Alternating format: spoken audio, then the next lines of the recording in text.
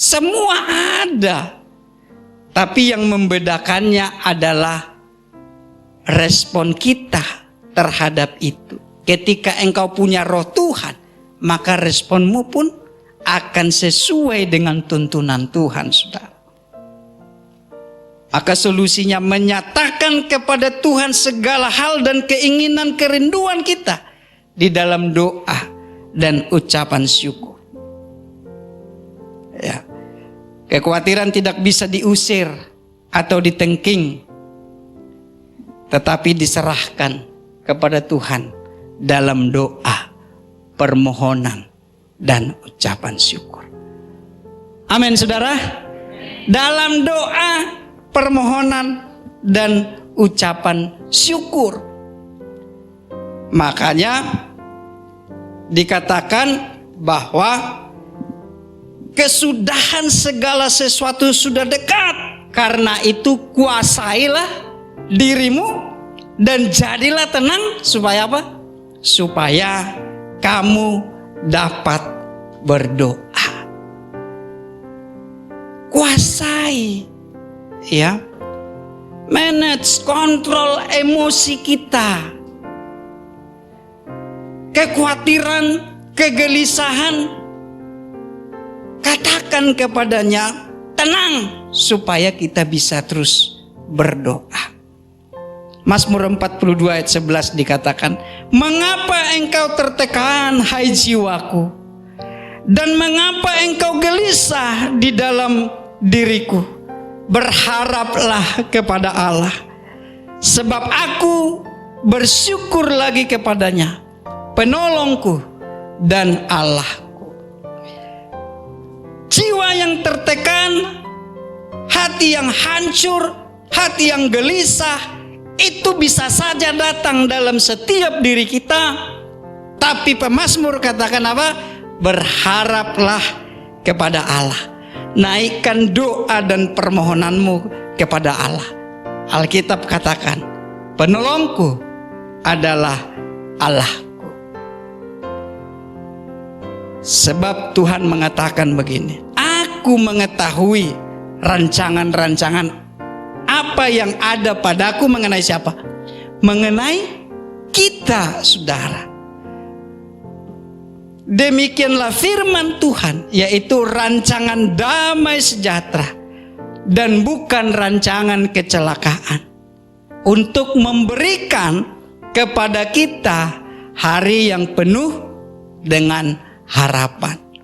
Artinya, Bapak Ibu Saudara, sekalipun doa tidak dijawab, kesulitan tak kunjung berhenti, bukan berarti Tuhan sedang merancangkan yang jahat dalam kehidupan kita.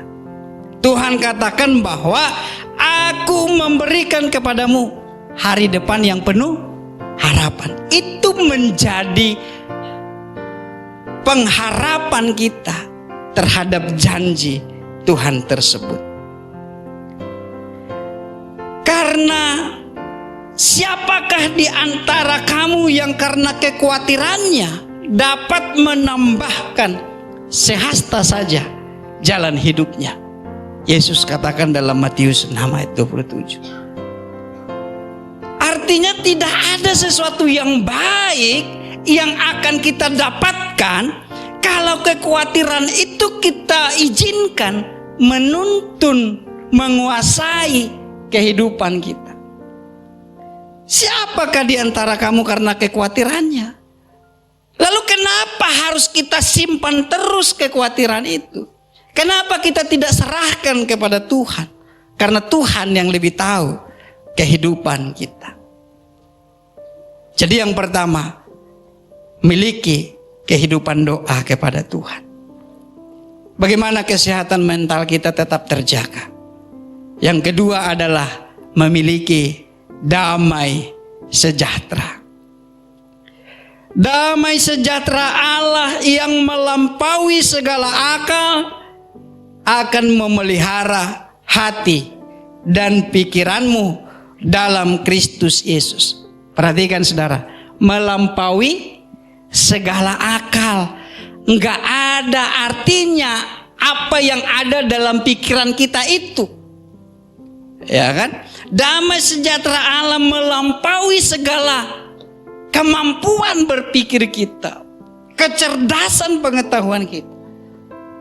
Oh, ternyata justru di dalam Allah lah kita bisa memiliki damai itu. Ayat ini mengajar bahwa mentalitas kita terjaga karena damai sejahtera. Artinya itu sumbernya dari Tuhan, saudara. Bersumber dari Allah. Damai sejahtera yang Tuhan Yesus berikan itu berdampaklah terhadap hati dan pikiran kita. Makanya Amsal 4 ayat 23 katakan apa, saudara? Jagalah hatimu dengan segala kewaspadaan, karena dari situlah terpancar kehidupan. Hati adalah sumber dari segala niat dan pikiran jahat. Maka Yesus mengatakan dalam Matius bahwa apa yang kita ucapkan itu meluap dari dalam hati kita. Maka jaga hati supaya pikiran kita bisa lurus, benar. Kalau pikiran kita benar, maka perilaku kita akan benar, saudara. Ya, itu tadi ranah dari mental itu adalah pikiran, perasaan, hati, sehingga ini harus menjadi satu kesatuan yang terus kita jaga dengan damai sejahtera yang daripada Allah kita izinkan untuk memenuhi setiap kita. Damai sejahtera kutinggalkan bagimu, damai sejahteraku kuberikan kepadamu. Dan apa yang diberikan dan apa yang kuberikan tidak sama dengan dunia berikan kepadamu. Bapak Ibu Saudara, oh, damai sejahtera Tuhanlah yang harus memenuhi hati dan pikiran kita. Kenapa?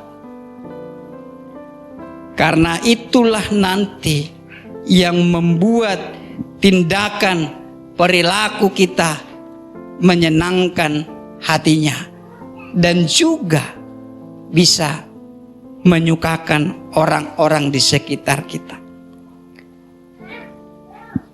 Berbicara tentang damai sejahtera, inilah yang sering kali orang cari melalui liburan, healing, bisa menyalurkan hobi,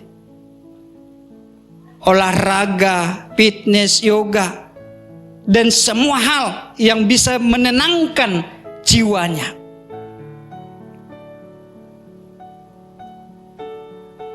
Bisa tenang, bisa. Siapa yang gak senang liburan?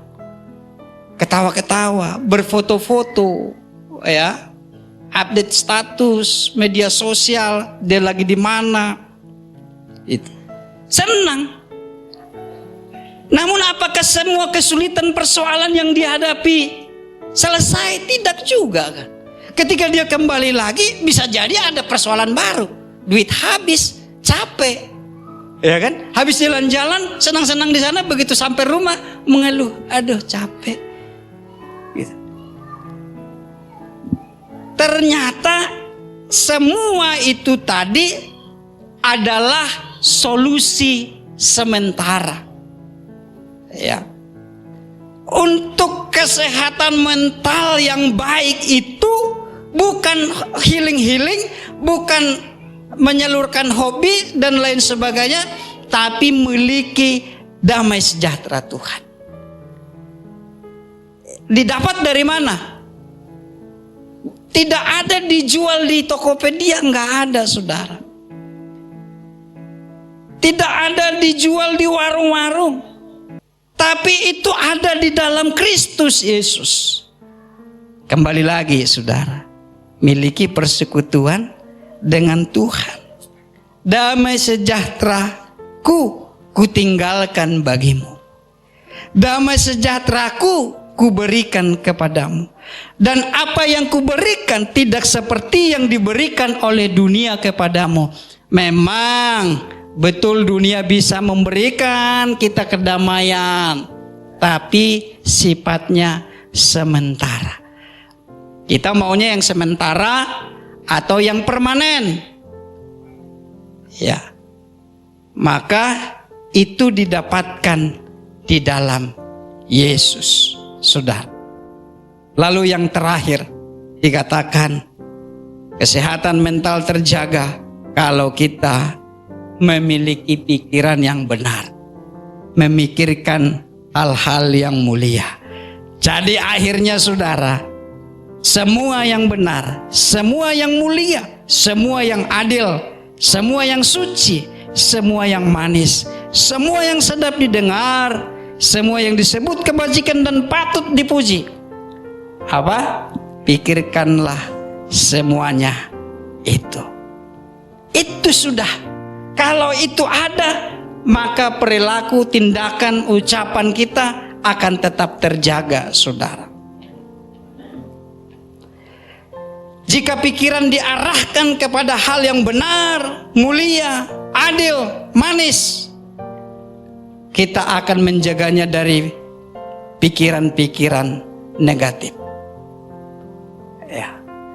Menjaga mentalitas yang sehat dapat dilakukan dengan menjaga apa yang kita pikirkan.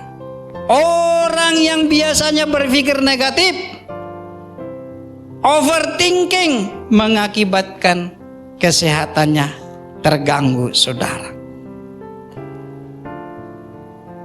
Ada sebuah buku A Guide to Health menuliskan bahwa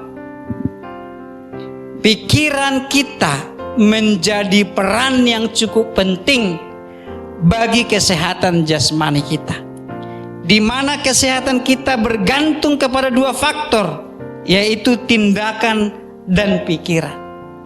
Dan tindakan sendiri muncul dari pikiran. Maka dari itu ketika seseorang memiliki pikiran yang sehat, maka tubuhnya juga akan sehat, saudara.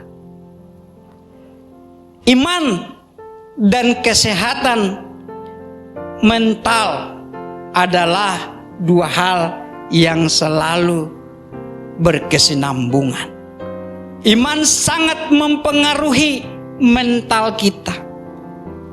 Iman membawa kita pada hidup yang lebih bermakna dan memiliki tujuan yang lebih jelas, sehingga kita dapat menghadapi tantangan demi tantangan dalam hidup ini, dan kita lebih kuat, lebih tabah, lebih tenang dalam menghadapi tantangan tersebut. Dalam iman dan kasih dan kehadiran Tuhan memberikan penghiburan kepada setiap kita dalam menghadapi kesulitan.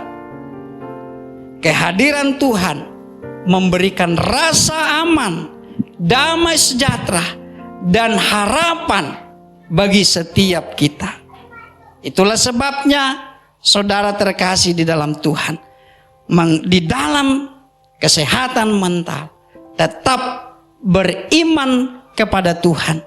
Maka ketika persoalan, ketika kesulitan, ketika doa yang tak kunjung dijawab, kita tidak menjadi kecewa, tapi kita terus berharap kepada Tuhan, karena Tuhan memiliki rancangan yang indah bagi kita. Bukan rancangan kecelakaan, tapi rancangan yang penuh damai sejahtera, yang membawa kita pada kekekalan kelak bersama dengan Kristus. Amin saudara. Jadilah orang-orang yang beriman kepada Tuhan.